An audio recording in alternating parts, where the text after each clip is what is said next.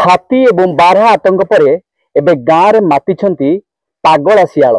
एवं कोउठ ना कोउठी शियाल को नहीं एबे आतंकित अछंती गांगुजोड़ी ग्रामवासी गाँव प्राय 5 ରୁ 6 जन लोक को शियाल आक्रमण मध्य शिकार होती प्राय 5 ରୁ 6 जन गुरुतर अवस्था बर्तमान मेडिकल भर्ती होती एबे भी मध्य गाँव में लोक मैंने देखिए कि आपको कहबी से दृश्य आपको देखो कि भाव में ठेंगा धरी से माने जगी रही कहीं 2 दिन हम गाँव में बर्तमान पागल जो शियाल रही से आतंक कर लोक मानू अर्थात गाँ निकट में से शियाल रोचे जहाँकि जदि आम कही रखा जे जो वन विभाग मध्य खबर देला वन विभाग पक्ष कौन प्रकार तत्परता बर्तमान सुधा प्रकाश पाइनी एवं जहाँ क्षोभ प्रकाश कर ग्रामवासी आप देखिपे से दृश्य ग्राम में बर्तमान गोटे आतंक सृष्टि होती शियाल को नहीं आम अच्छा जी गुरुतर आहत होती सीधा आलोचना करिए कौन कहे केमी कौन आपन को शियाल अटैक कला गाधे जाइए गाधे जा समय शियाल अटैक कला 2 हाथ आ गुड़ कौन केमती आसिले आपण धरी बाड़ी बाड़ेला से छाड़देला आईला लुक गला आसिली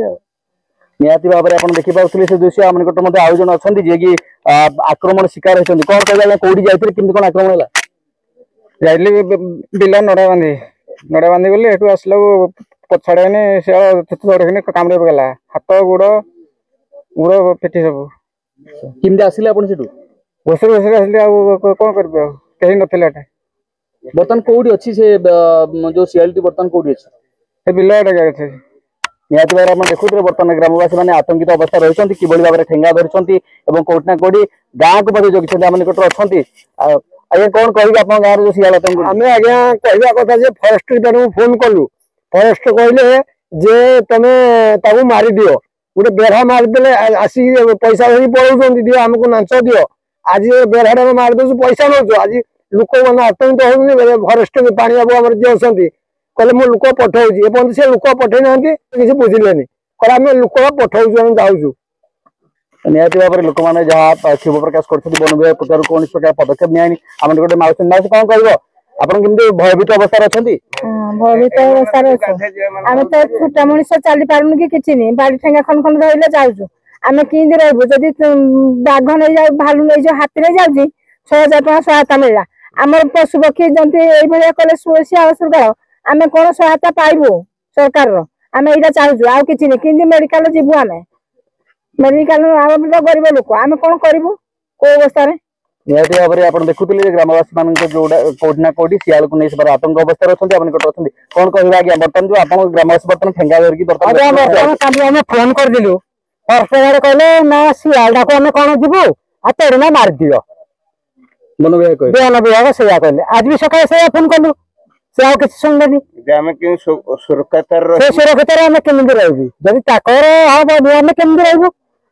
केते जन लोक कामुला ना बर्तमान एडियालानी काली रहतला 4 जन बर्तमान आज जने 5 जन लोक गाय गुरु भी कामुला गाय जने गाय गुटे है जो अवस्था बर्तमान ए बाछटी ताको हेना बुलुची कौन कह आप ठेंगा धरिकी बसुंदी आज्ञा सुरक्षित कौन सियाड़े जाई पान समस्त 2 दिन है काली लोक भी कामुड़े गाय गोरु भी कामुड़े आज भी कामुड़ी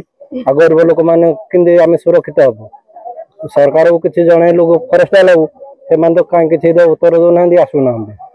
तो निहाती भाव में आप देखुले गांगीजुड़ी ग्राम जदि आम कह पागला जो शियाल रही से आतंकित अवस्था अच्छा सब बड़ कथा है बर्तमान गाँव में आतंक खेली जाए शियाल को नहीं तेणु कौटना कौटी वन विभाग पक्ष से कौन प्रकार पदक्षेप नि जहाँ को नहीं लोक मैंने वन विभाग को सीधा सड़क आरोप कर तेणु एप्रति जदि सरकार दृष्टि देवे निहाती भाव में ग्रामवासी मैंने जो आतंकित अवस्था अच्छा से कौटना कौटी उपकृत हो पारे नेगाउदी कुमार साहू एमएस टीवी।